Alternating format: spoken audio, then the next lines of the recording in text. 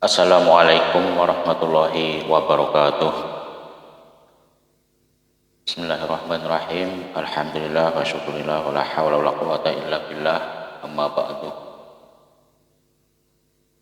Meneruskan pembacaan 76 dosa besar yang dianggap biasa, karya Al-Imam Al-Hafiz Az-Zahabi, yang pada kesempatan ini sampailah pada Al-Quran dan As-Sunnah yang sahih saling menguatkan dalam masalah diampuninya dosa-dosa kecil secara qat'i, pasti seperti melihat dan semacamnya. Dan As-Sunnah telah menjelaskan bahwa yang dimaksud dengan tajtanibu menjauhi, bukan menjauhi semua dosa, tapi untuk dosa-dosa besar saja. Wallahu a'lam. Sedangkan para ulama ushul, mereka berkata bahwa penghapusan dosa-dosa kecil tidaklah harus secara qat'i disebabkan meninggalkan dosa-dosa besar, akan tetapi pengertian itu di bawah pada dominannya sangkaan dan kuatnya pengharapan dan kehendak yang kokoh, yang menunjukkan kepada hal itu adalah kalau kita pastikan bahwa orang yang menjauhi dosa-dosa besar dan melaksanakan kewajiban yang Allah tetapkan, lalu dosa-dosa kecilnya dihapuskan, niscaya dia mendapatkan hukum mubah yang pasti bagi dosa kecil tanpa ada akibat padanya, dan itu mencerai-beraikan tali fundamental syariat, dan tidak ada dosa kecil bagi kita. Abdurrahim Al-Qushairi berkata, yang sahih bahwa ia adalah dosa-dosa besar, akan tetapi sebagian darinya hanya lebih besar dari yang lainnya, dan hikmah tidak dibedakan adalah agar hamba menjauhi semua kemaksiatan. Saya berkata, dan demikian pula orang yang melihat kepada penyelisihan itu sendiri, sebagaimana salah seorang di antara mereka mengatakan, jangan melihat kepada kecilnya suatu dosa, akan tetapi lihatlah kepada siapa engkau berbuat maksiat. Maka semua dosa-dosa dengan cara pandang ini adalah dosa besar semuanya.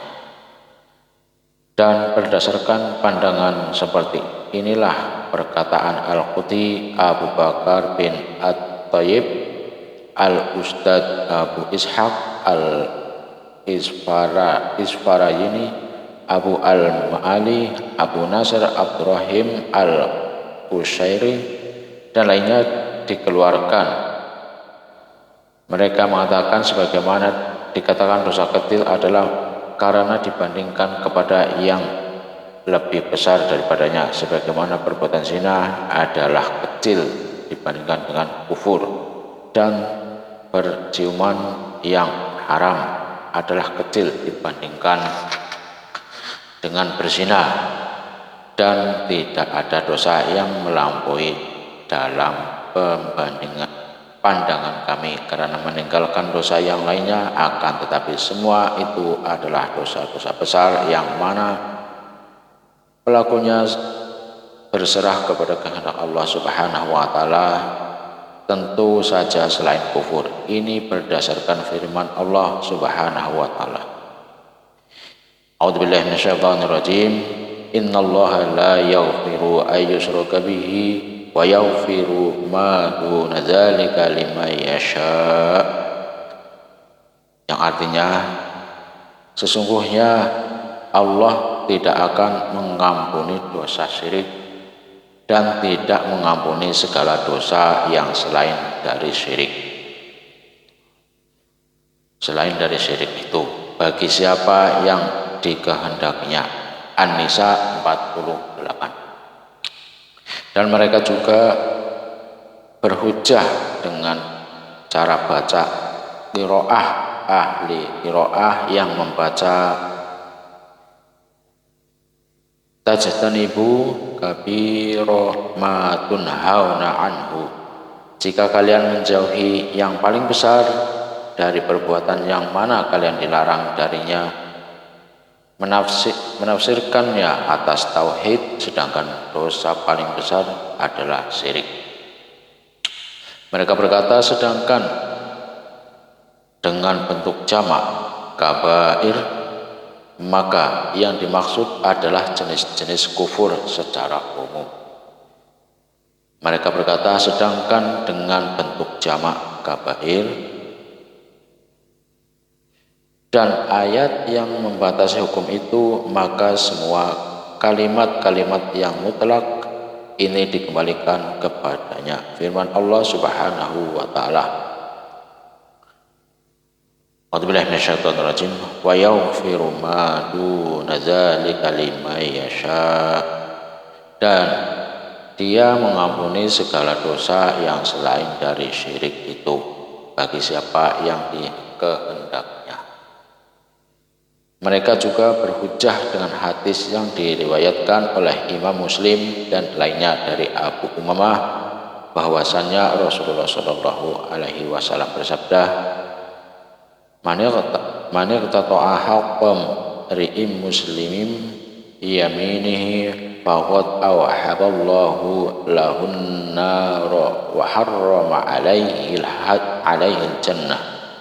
Faqala lahu rajulun, "Ya Rasulullah, wa in kana syai'an yasira." Qala, "Wa in kana qadiban min amrik." Barang siapa yang mengambil hak milik seorang muslim dengan sumpahnya, maka Allah telah mewajibkan neraka baginya dan mengharamkan surga baginya. Maka seorang laki-laki bertanya kepada beliau, "Ya Rasulullah, apakah sekalipun sesuatu yang sedikit?" Beliau menjawab, "Sekalipun hanya ranting kecil kayu Arab." Di sini terdapat ancaman yang keras terhadap kemaksiatan yang sedikit sebagaimana terhadap kemaksiatan yang banyak. Ibnu Abbas radhiyallahu anhu berkata, dosa besar adalah setiap dosa yang ditutup oleh Allah dengan ancaman neraka, murka, laknat, dan azab. Ibnu Mas'ud berkata, dosa-dosa besar adalah sesuatu yang Allah larang di dalam surat ini sampai ayat ke-33, dan dalil yang menunjukkan kebenarannya adalah firman Allah Subhanahu wa ta'ala, "In tajtanibu kabairu ma tunhaun." Jika kamu menjauhi dosa-dosa besar di antara dosa-dosa yang mana kamu dilarang mengerjakannya. Tawus berkata, pernah ditanya kepada Ibnu Abbas, apakah dosa-dosa besar itu ada 7? Bila menjawab, dosa besar itu lebih dekat kepada 70. Sedangkan Sa'id bin Jubair berkata, seseorang bertanya kepada Ibnu Abbas, apakah dosa-dosa besar itu ada 7? Beliau menjawab, dosa-dosa besar itu lebih dekat kepada 700 daripada kepada 7. Hanya saja tidak ada dosa besar apabila disertai dengan istighfar, dan tidak ada dosa kecil apabila dilakukan terus-menerus.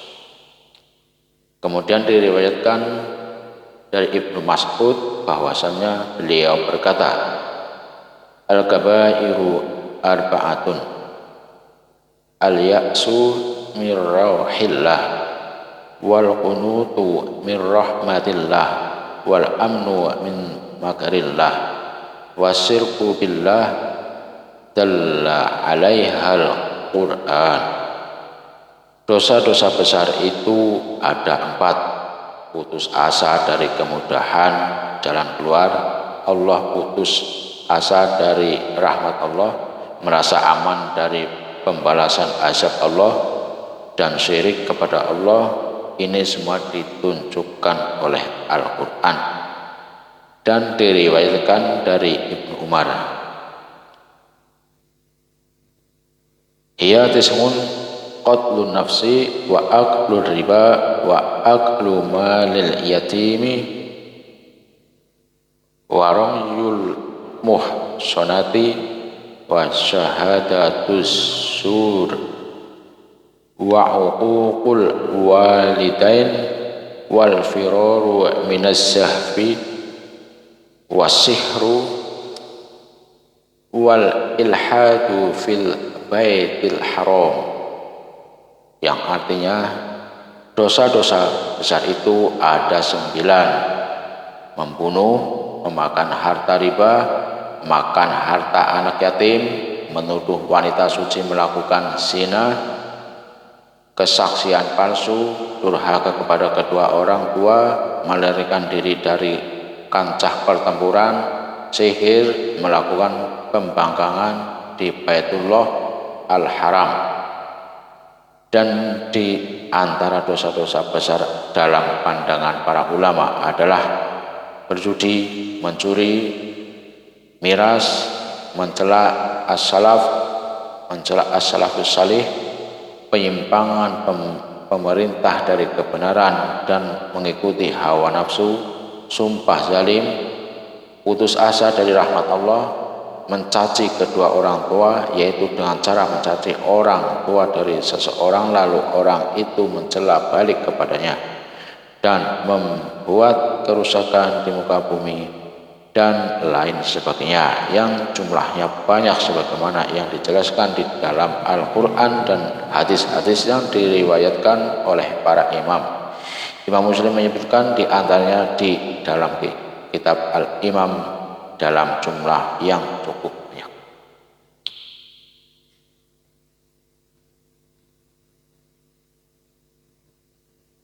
Terima kasih. Ini